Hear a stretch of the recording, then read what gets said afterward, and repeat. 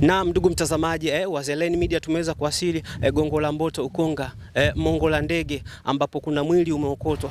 Kwa ajili ya kupata mengi zaidi tuko na mjumbe hapa, ngoja tuweze kumsikiliza kwa ajili ya kuweza kupata mawili matatu. Mjumbe, habari yako? Salama. Wewe unaitwa nani, jina lako kamili? Naitwa Adija Athmani Tandu.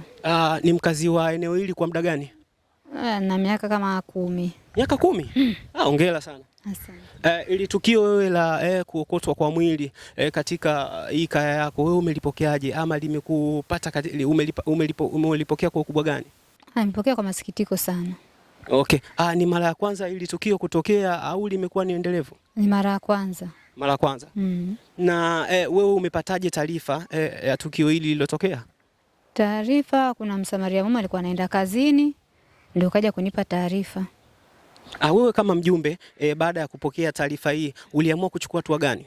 Nilichukua hatua, nikapiga simu kituo cha polisi, nikampata afande Chacha, akaja na yule mtu akawa ametoka zake kazini, ikabidi nikaenda sehemu ya tukio na afande Chacha.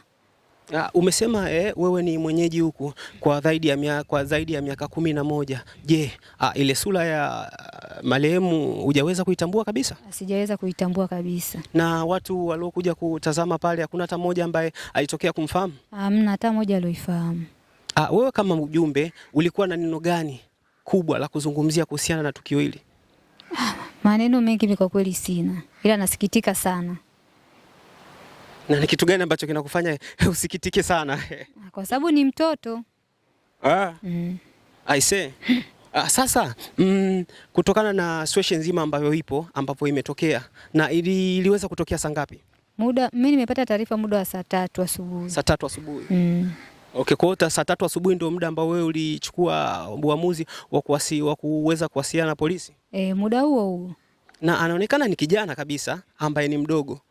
Ukienda kwenye uhalisia kabisa kuna hata mtu ambaye labda alijaribu hata kumfananisha na mtu fulani labda ambaye anafahamika katika mtaa wako? Hapana.